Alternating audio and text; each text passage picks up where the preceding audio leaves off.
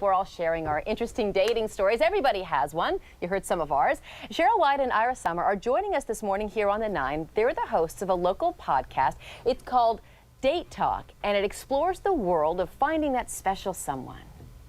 But I did have a guy once that I went on a date with, and then a year later he sent me a text. Okay. But anyway, that's a different story. We'll have to wrangle him in here. We'll have to see if we can get him in here and see what he was thinking, because, yeah, that's the kind of thing I might do. Okay, well, there you go. But Well, why do you I'll wait a talk to year to send the text? Anywho, one of the most unique things about their podcast is that they talk to both people who went out on a date to see how it went, and sometimes person A has a different story than what person B has to say. Cheryl and Ira, the hosts of the podcast, join us this morning. Thanks both so much for being here. I listened to your podcast with Ash and Michael, and in this couple, we had a couple of issues. One lived in the East Bay, one was in San Francisco. One ate bread, the other didn't. When it comes to these, these minor issues, is that keeping us from finding our perfect someone?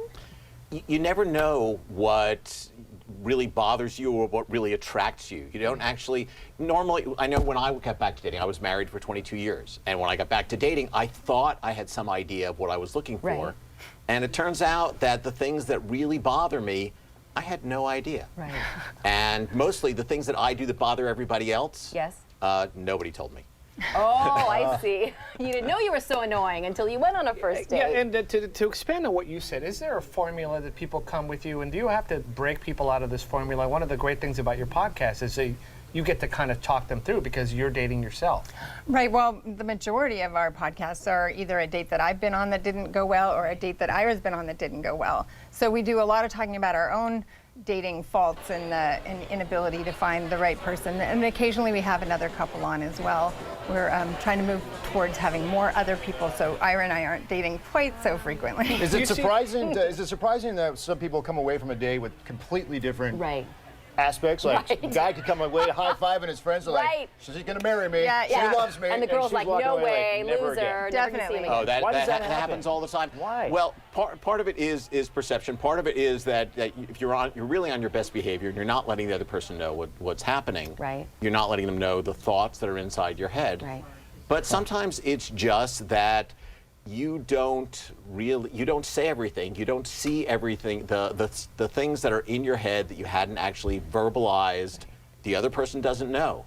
Especially if you're meeting somebody for the first time, they don't know the little things that are inside your head. Yeah. That's the best part about Date Talk is we get to actually find out what it was that they were actually thinking about us, which is what you don't normally get. Is there a major mistake that people you think are making when they go dating?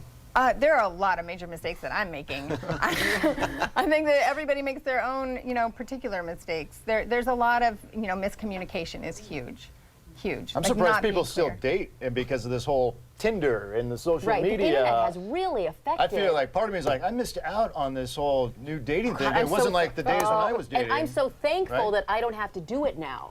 I'm so thankful I don't have to deal with right swiping and, Match.com. I'm just so relieved. But I take it's pride. I everything. take pride in being a gentleman. But do you think that kind of has disappeared a little bit with the social media aspect of dating? Well, I don't know if it's social media that caused chivalry to go away, but it's something that I don't know if it's gone away or you just see it a little bit less. There are different aspects, different things people are looking for.